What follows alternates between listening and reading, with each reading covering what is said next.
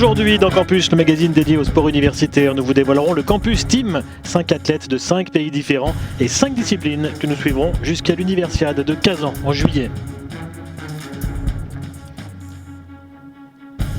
Dans la deuxième partie, nous rencontrerons un des héros du sport universitaire, le champion olympique de tir à l'arc 1992, Juan Carlos Holgado, et nous reviendrons sur l'Universiade d'hiver 2009.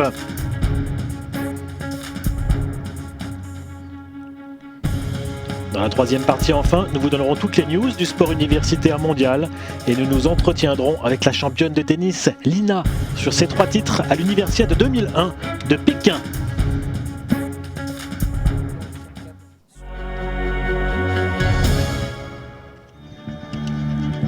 La 27e Universiade d'été débutera le 6 juillet prochain à Kazan et rassemblera les meilleurs athlètes du sport universitaire dans 27 disciplines différentes. Nous avons sélectionné 5 d'entre eux dans 5 sports différents, avec la particularité d'être en progression et prometteur. Nous suivrons ces 5 jeunes athlètes dans les 5 prochains mois jusqu'au début de la compétition. Partons à la découverte de notre Campus Team.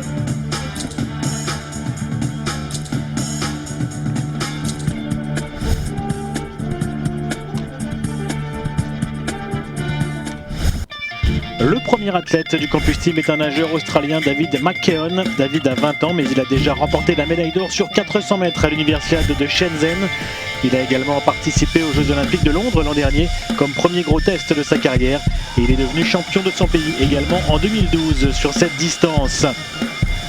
Il étudie la santé publique à l'Université de Wollongong.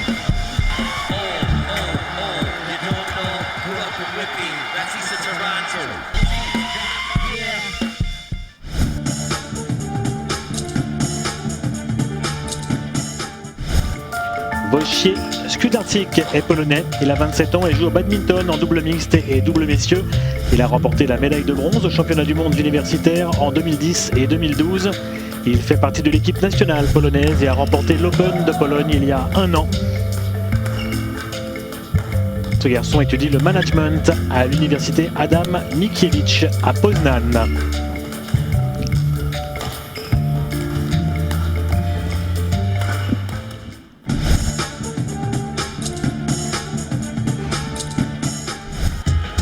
Yulia Zaripova est championne olympique et du monde du 3000 mètres steeple. Après ses succès à Daegu et Londres, elle participera à l'Universiade de Kazan à domicile avec une motivation très spéciale. Elle était en effet étudiante à l'Université fédérale de Kazan.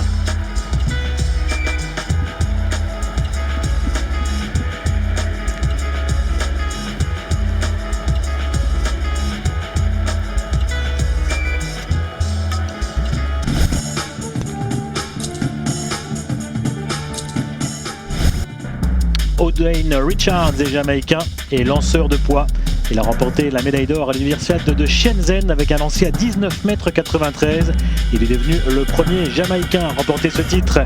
Il est né en 1988 et il étudie à la célèbre Université de technologie de Jamaïque.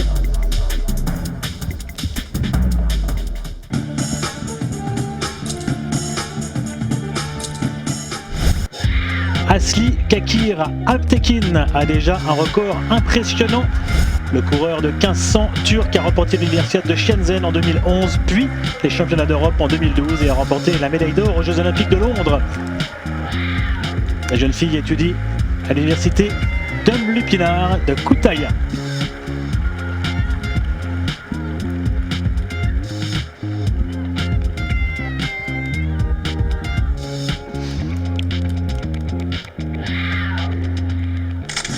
Voilà, vous connaissez nos 5 athlètes. Campus vous donnera donc toutes les dernières nouvelles les concernant chaque mois. Et puis nous découvrirons également un petit peu mieux ces jeunes athlètes lors de leur préparation pour ce challenge de l'Universiade de Kazan. On commencera d'ailleurs dès aujourd'hui avec l'athlète polonais dans quelques instants.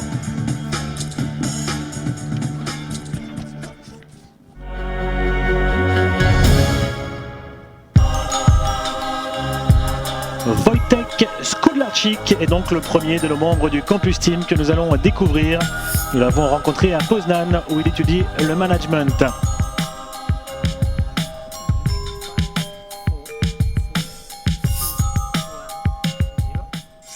Salut, nous sommes ici à mon université Adam Mickiewicz à Poznan, c'est là que je suis mon parcours universitaire. Wojciech a 27 ans, il étudie donc dans cette université depuis 9 ans. On est dimanche matin, mais néanmoins il va quand même sur le campus de la faculté de droit et d'administration pour suivre un cours.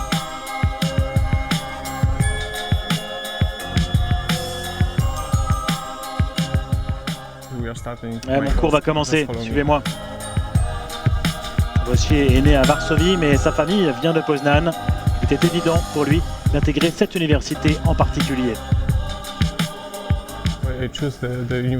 J'ai choisi l'université de Poznan parce qu'ils m'ont donné beaucoup de possibilités par rapport à mon organisation individuelle pour mes études depuis la première année. Donc on peut vraiment arranger notre plan nous-mêmes avec les professeurs, on peut passer les examens à des dates différentes, il n'y a aucun problème avec ça.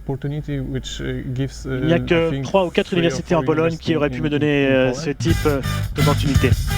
L'université Adam Mickiewicz est l'une des principales universités polonaises. Elle tient son nom d'Adam Mickiewicz, un écrivain polonais qui était l'un des plus importants poètes de l'Europe romantique. À Poznan, un habitant sur 4 est étudiant. L'université Adam Mickiewicz est l'une des plus grandes de Pologne. Elle a été fondée en 1919, juste après que nous ayons obtenu notre indépendance. Et nous avons environ ici 50 000 étudiants et près de 3 000 personnes qui travaillent avec les professeurs, les maîtres de conférences, etc. Le sport est évidemment l'un des aspects les plus importants pour l'université en termes de performance.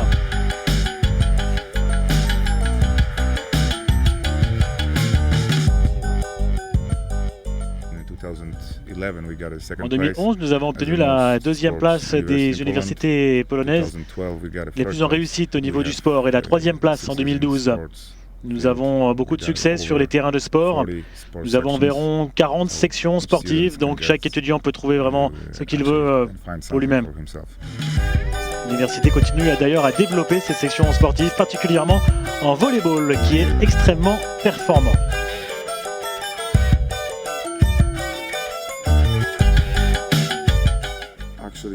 En fait, nous avons eu le feu vert de la part des autorités universitaires pour avoir des équipes professionnelles. On a donc une équipe de volleyball en première ligue ici. On a également une section triathlon qui est très forte. C'est vraiment une bonne chose pour nous d'être parmi les meilleures universités au niveau du sport. Et on espère encore s'améliorer chaque année. Ce dimanche matin, Wojciech va utiliser sa voiture pour quitter Poznan et l'université pour rejoindre la capitale Varsovie et le centre national d'entraînement, environ à 300 km de ses cours.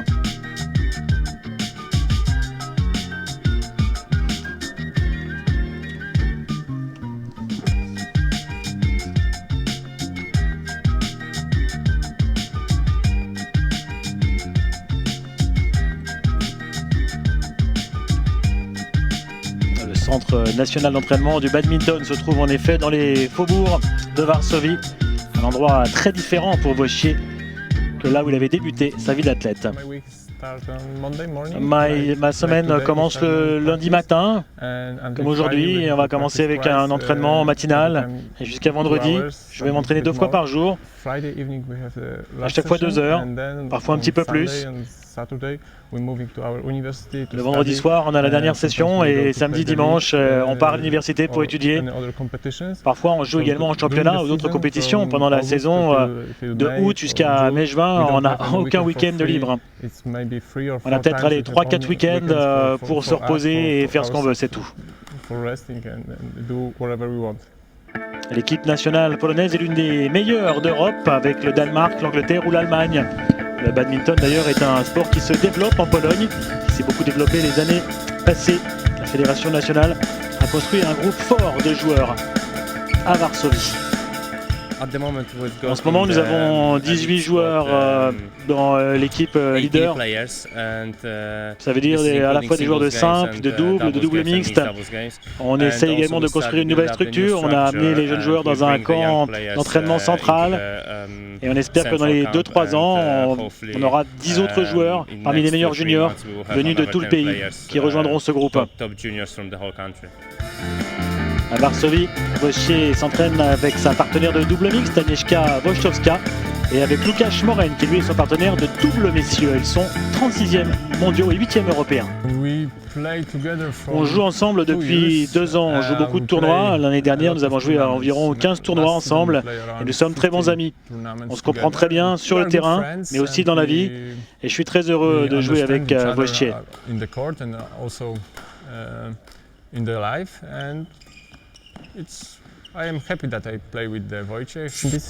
Cette saison, on veut continuer à progresser au classement mondial. C'est notre objectif principal que nous voulons vraiment atteindre. On aimerait bien atteindre le top 20 mondial en double messieurs. Wojciech a remporté la médaille de bronze en double mixte au championnat du monde universitaire 2012 en Corée. Pendant ce tournoi, il a affronté les champions olympiques et les meilleurs joueurs du continent asiatique. Si vous allez au championnat du monde universitaire, vous pouvez voir que pratiquement tous les meilleurs joueurs participent à ce tournoi, en tout cas beaucoup. Donc le fait qu'il ait gagné une médaille signifie beaucoup de choses. Ça veut dire qu'il est vraiment parmi les tout meilleurs au monde et qu'il peut probablement se mesurer avec les meilleurs joueurs de ce sport. Pour lui, c'est vraiment une très belle réussite. Pour nous aussi, je pense que Wojciech est encore très fin pour la prochaine universiade et qu'il va réussir encore de belles choses. Il y a 2 médailles donc au championnat universitaire 2010 et 2012. Wojciech espère maintenant réussir à l'universiade 2013 à Kazan. Il sait que ce sera un tournant décisif avant de préparer Rio 2016. L'universiade, c'est l'une des épreuves les plus importantes au monde, même s'il n'y a que des étudiants et des gens de moins de 28 ans. C'est un événement très important, un peu comme les Jeux Olympiques, avec des lieux intéressants, beaucoup de spectateurs à un niveau très élevé. Il y a beaucoup de médaillés olympiques qui débutent à l'universiade, donc c'est très prestigieux d'avoir une médaille dans cette compétition.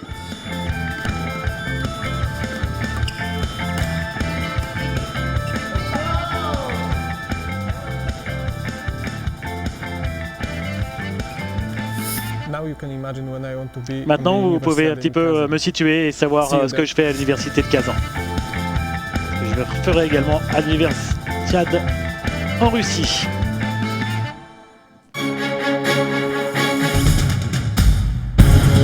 Après la pause, nous rencontrerons l'un des héros de la FISU, le champion olympique de tir à l'arc à 92, Juan Carlos Holgado, et nous reviendrons sur l'universiade d'hiver 2009 avec un champion de ski dénommé Bush.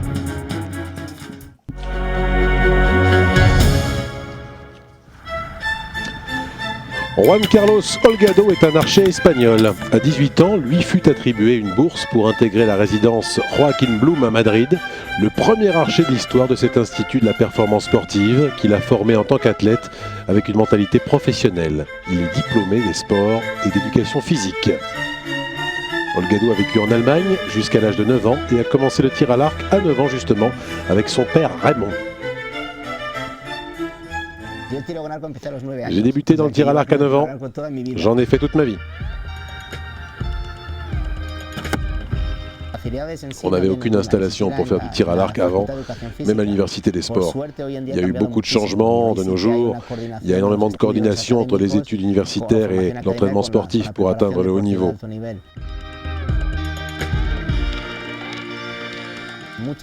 On a fait comprendre aux autorités universitaires et au gouvernement l'importance de coordonner et de créer un système qui intègre les études et le sport, et l'entraînement avec les études. Et aujourd'hui, c'est possible. Donc un athlète a le temps de faire les deux. Et il ne prend pas trop de temps pour finir ses études.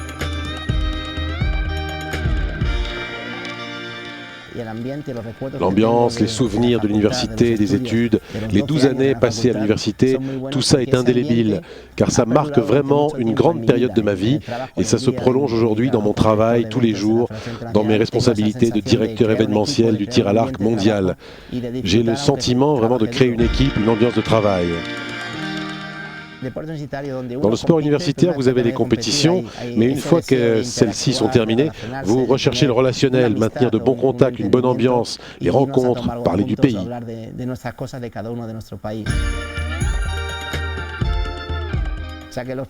Mon premier souvenir, c'est les championnats universitaires d'Espagne. Le deuxième, c'est la Belgique, où le résultat ne fut pas très bon pour moi, mais l'équipe avait fini troisième. Ça m'avait fait très plaisir.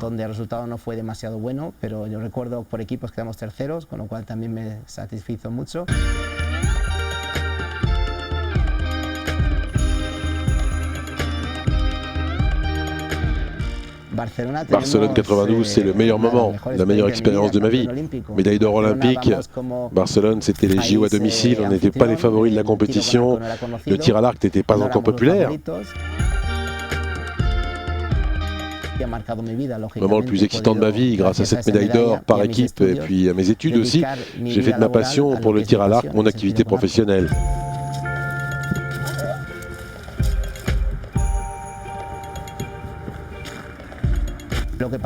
Ce qui s'est passé après Barcelone a fait l'effet d'une bombe. Le tir à l'arc n'était pas un sport populaire et a beaucoup bénéficié de l'effet Barcelone, en même temps que l'université aussi espagnole, qui n'avait pas d'école de tir à l'arc. Elles ont commencé à en créer et celles qui en avaient déjà les ont renforcées. Il y a eu une grande interaction sur ce qui s'est passé avec les sports fédéraux et les sports de la FISU.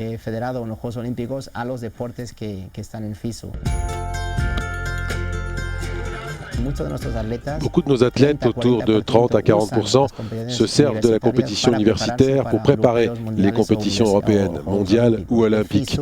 La FISU accepte de mettre le tir à l'arc au programme obligatoire.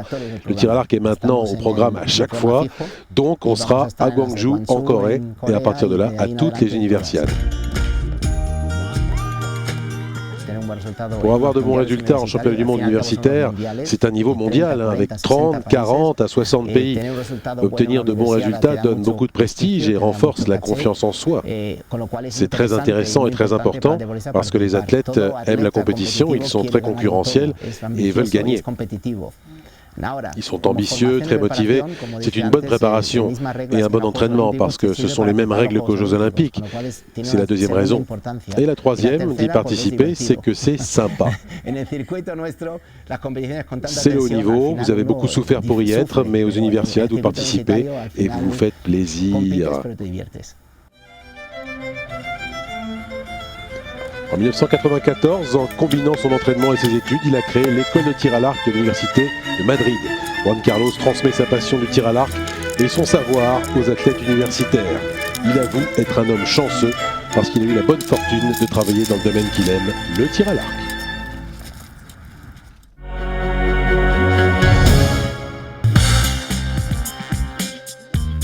Les Universiades d'hiver 2009 avaient lieu à Harbin, en Chine. 1545 athlètes de 44 pays étaient engagés. Parmi eux, 60 venaient de Suisse avec un skieur au nom célèbre, Kusch, Dimitri Kusch. Le cousin éloigné de Didier s'est aligné dans 2 épreuves alpines sur la magnifique piste de Dagu-Oku en géant et en slalom. En géant, la deuxième manche fut décisive pour Dimitri qui réussit à revenir de la 6e place pour remporter la victoire devant le japonais Okoshi et le français Jonathan Middle. En slalom, Kusch réussit un deuxième comeback fantastique. En deuxième manche, il met au moins 1 seconde 40 à ses adversaires. Il s'impose devant l'italien Pescolderung et encore Jonathan Middle. Kusch conclut un grand chelem suisse en ski alpin avec 5 médailles d'or en 5 courses masculines. Dimitri Kusch a participé aux Universiades d'Erzurum en 2011, mais décide d'arrêter sa carrière la même année après plusieurs problèmes au dos. Étudiant à l'université de Neuchâtel, il se concentre depuis sur ses études de droit.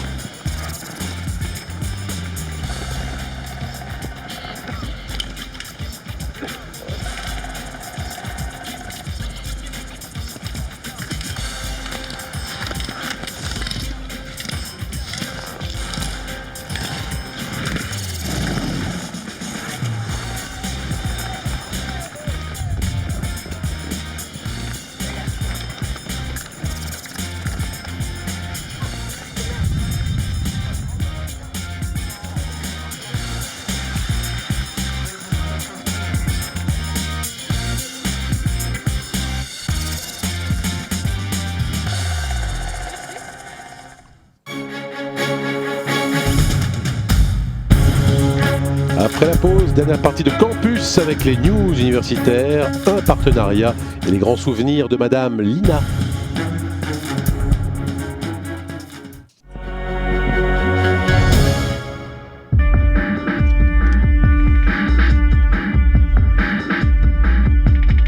Le voilier Sedov, muni de la torche des Universiades, a atteint Vladivostok le mois dernier après avoir parcouru 45 000 milles nautiques tout autour de la planète. La torche avait entamé un tour du monde à bord du 4 mâts Sedov le 15 juillet dernier au départ de Brest. Les ambassadeurs de Kazan comme le hockeyeur Alexis Morozov ou l'ex-tenniswoman Dinara Safina étaient présents pour accueillir la flamme. Le 25 janvier, le relais de la torche est poursuivi sur le sol russe. Voyageant d'ouest en est, la flamme sera transportée dans les 30 principales villes universitaires pour terminer son odyssée dans le stade de football de Kazan le 6 juillet, jour de la cérémonie d'ouverture de l'Universiade d'été 2013.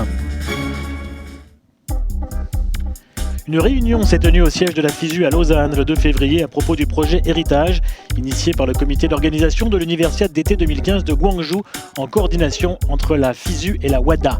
Ce programme Héritage inclut un projet d'unification des équipes de Corée du Nord et de Corée du Sud à l'Universiade, qui est l'un des principaux objectifs de Gwangju 2015. Dans ce projet également, les activités de la WADA jusqu'en 2015, qui concernent notamment le développement des méthodes antidopage, parmi lesquelles un e-textbook ayant pour but de mettre en garde sur le dopage qui pourrait être utilisé dans les universités.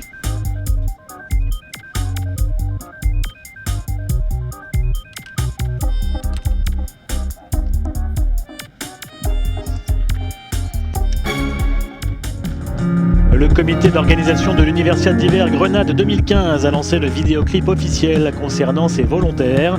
L'objectif de cette campagne est de rassembler plus de 1000 volontaires. Grenade accueillera la 27e Universiade d'hiver en 2015. Y ante esto solo cabe decir que Yo. moi, Ich. Yo. yo, Yo. Yo. Le même lieu accueillera le mois prochain les finales de la Coupe du Monde de snowboard à Sierra Nevada.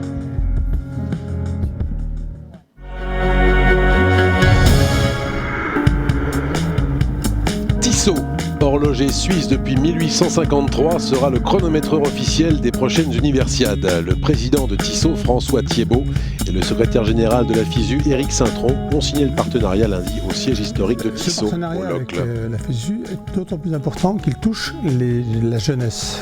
Ce sont des trendsetters, ce sont eux aussi qui sont faits des technologies.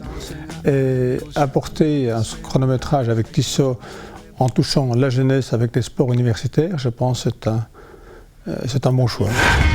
Tissot est déjà impliqué dans le sport à travers une filiale de Swatch, Swiss Timing. Nous sommes le chronométreur de 4 championnats du monde de cyclisme. Nous sommes aussi le chronométreur officiel, les championnats du monde d'escrime, les championnats du monde de MotoGP. Ce savoir-faire que nous avons avec l'aide de Swiss Timing et que nous effectuons annuellement, bien évidemment, et on va pouvoir l'utiliser avec les universiades tous les 2 ans. Swiss Timing est spécialisé dans le chronométrage pour le groupe Swatch, dont Tissot fait partie. Ils fournissent les chronos et les résultats sur des événements comme les JO, les championnats du monde de ski et Roland-Garros. Il était important pour une fédération qui organise des jeux multisports, ce sera le cas à Kazan, 27 sports, d'être associé avec le plus grand timekeeper au monde. On a 2 partenariats importants maintenant. Nous avons ce partenariat avec Eurosport qui va nous garantir d'avoir une visibilité de nos événements majeurs.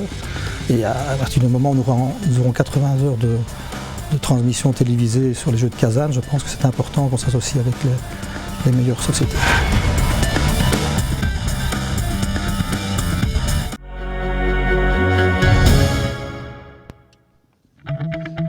La numéro 5 mondiale, Lina, a réussi un remarquable début de saison en atteignant la finale de l'Open d'Australie en janvier. Elle a perdu en 3-7 face à Victoria Azarenka avec une entorse de la cheville durant la rencontre. Nous l'avons retrouvée en Australie pour évoquer avec elle ses 3 titres aux Universiades de Pékin en 2001. J'étais hyper excité parce que je jouais à Pékin, tous les fans de sport étaient présents. Et après coup, je m'étais dit, ok, c'était du bon tennis que j'ai joué. J'ai gagné le simple, le double et le mixte. Pas mal. Lina est passée pro en 1999, mais a aussi étudié à l'université de sciences et technologies de Hwaseong, où elle a obtenu son diplôme de journaliste. C'était une façon atypique de mener sa carrière par rapport aux autres. À l'université, on apprend d'une manière différente. On ne pense plus seulement au tennis. On entend d'autres gens, on pense à des choses hors tennis. Avant la fac, je voyais que le tennis était toute ma vie. Tout tournait autour de ça. Mais une fois à la fac, je me suis fait des amis et ils disaient « Le tennis ? On ne connaît pas. En quoi ça consiste ?» J'avais l'impression qu'ils me rabaissaient et que tout mon monde s'écroulait parce que je n'avais jamais pensé comme ça avant.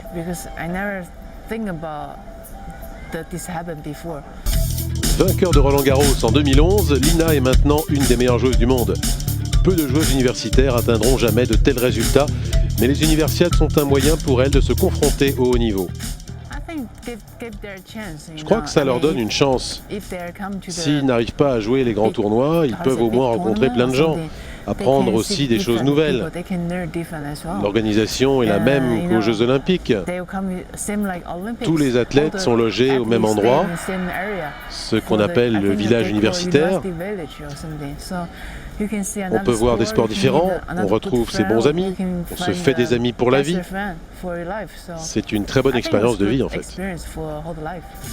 12 ans après ses succès, Lina reste illuminée par ses souvenirs de Pékin 2001.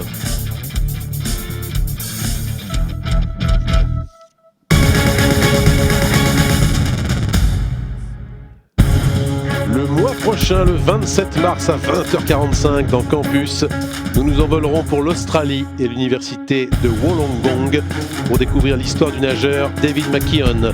Vous aurez aussi toutes les nouvelles des autres membres de notre team Campus et les nouvelles du sport universitaire. Rendez-vous donc fin mars. Au revoir.